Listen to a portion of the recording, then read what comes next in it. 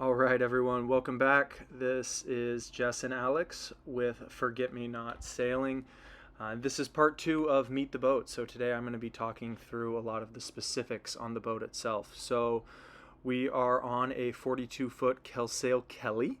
We sit with a draft of 3.6 feet, a height of 58 from the waterline. We displace 18,000 pounds. And then we have a fuel capacity of 140 gallons, freshwater capacity of 200 gallons, and then a holding tank capacity of 30 gallons. We're fiberglass polyester resin with a PVC foam. So I'm going to go into the specifics on the parts and pieces of the boat. First things first, after Kaimani, is going to be the mast and our sails. So our mast itself, again, we're sitting 58 feet off the water. Our mast itself is 48 feet tall. And we are looking at our mainsail is going to be Dacron. We've got a 45-foot luff, a 52-foot leech, and an 18-foot foot. Ends up being a really powerful sail for us when we're in good winds. And then our main jib is on a roller furling, also a Dacron sail with a 51-foot luff, a 45-foot leech, and a 22-foot foot. And then our staysail is also roller furling, sitting in the middle, and it is also Dacron with a 36-foot luff, a 32-foot leech, and then a 10-foot foot. So it ends up being quite a bit smaller of a sail. This is me climbing up the mast. We have steps that go all the way to the top of the mast, which have been really nice as we're doing a lot of work up there, especially as we have one of our antennas up there for our radio. And so with that, we also have a storm sail that fortunately we haven't had to use yet. That's very small. We keep that in storage just for any reason if we decide to go out on a day where we absolutely shouldn't. All in all, we do keep everything in a nice sail bag. We've got a lazy jack running everything down. And then obviously we are a cutter set up for our sails, so it ends up being a nice rig. Gives us a lot more choices when we're sailing in various winds. After that, looking at our engines, we have two 28 horsepower Volvo Pentas. They're the 2003 models. We sit with 13-inch props, 3 blades, 1.25-inch shaft. Our rudders, which we don't have any video of, but I'm sure you will all see later, we have some spade rudders that work really well. The nice thing that you can see in these videos is that we have a lot of space in our engine compartments. And then always, whenever we're working on it, Kai will help. As far as our hydraulics, we've got a Hynotic system. It's the MS 1150. We do have dual rams. We've been doing a lot of work on the hydraulic system, had a number of leaks in there, but we're looking like we're fixed. This is actually a photo of the rams when we pulled them out before we rebuilt both of them. On the electronics, we use B&G. We use a Zeus plotter system. We've got a wind monitor, we've got a fish finder, we have radar, and then we also use Predict Wind and Garmin Navionics system to be able to do the rest of our navigation. At the helm, we've redone the wiring on both engines, and so we have really accurate readings now, which is fortunate because that's not what we had initially. And the helm's been really nice because we're spending a lot of time there naturally. Jumping into the electronics, so with our battery system, this is our electronics compartment. This is our full breaker box. We do have good monitoring on it, which has been really nice. The boat has a lot of electrical work that needed to be done, but it's been improved.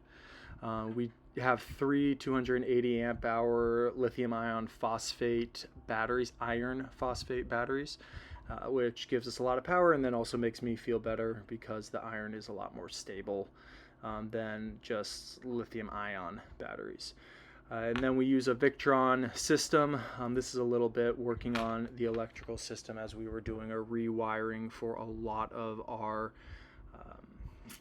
120 volt. After it's running through our inverter, we're rewiring a lot of that as we are sitting on 12 amp hour batteries. The inverter is a 3000 watt inverter. We can run shore power, which has been very nice if we need to. And then we can also plug our generator into our shore power. As far as shore power goes, we have a 50 amp hour plug.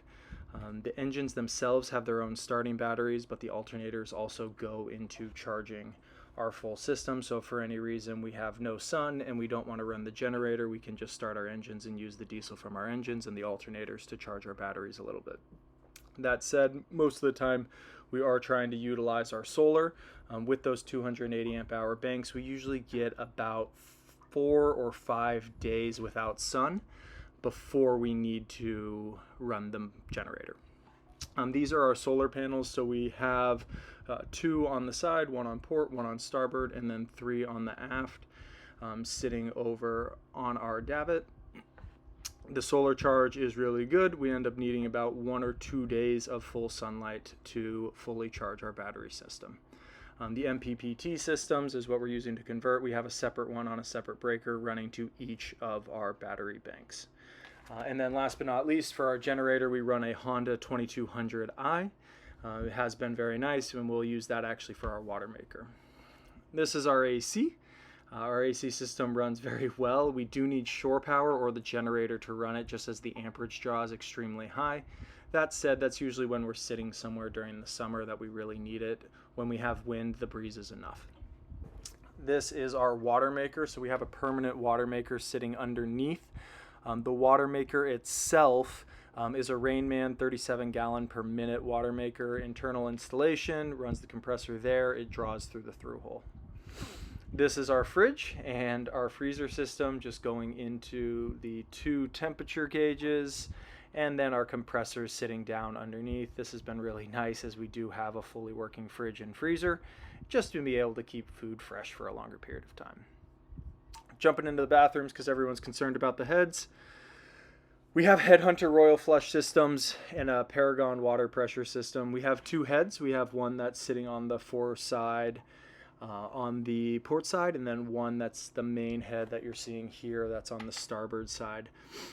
We have, like mentioned before, just 30 gallons in holding tank, and so we usually are pumping out, trying to do it at least once a week, but we can go about a week and a half to 2 weeks if we have to. And the water's been fantastic. Using the toilets hasn't given us a single problem yet. This is our new water heater, if you would have seen the other one in the engine video. The new water heater we just installed, it's a Kuma water heater and works tremendously well. Then for propane, we have a stove, just a sea stove, so it is on a hinge and we can let it swivel if need be. That said, we don't need it that often, because when in doubt, we can use the grill on the back if for any reason the stove is not working. Then jumping into radios, we have a 9-foot Shakespeare antenna on the back. We have another antenna on the top of the mast, and we have 2 ICOM radios at the helm, and then 1 at the mapping table. And so with that, we have a splitter that you can see here. If for any reason we ever want to run both radios to both radios to 1 antenna, we can if we need to. Then going into the dinghy, we have a 10-foot West Marine dinghy. It works fantastic. We have a 20 horsepower Honda engine on the back, which is also perfect for us, and obviously something we spend a lot of time on is working through that. And after that, that's our boat. So everything is working. We're hoping to head out soon to start our adventures, but everything on the boat is running beautifully as of right now. If anyone is wondering, we run a 55-pound Rockna anchor off the front, and that, if you see in the video, is Kaimani's pee pad, because every dog needs a place to use the restroom when on board, and having him use a litter box inside or a pad inside is something that grosses both Jess and myself out. So with the boat, if anyone has any questions, always feel free to ask. We're always happy to answer.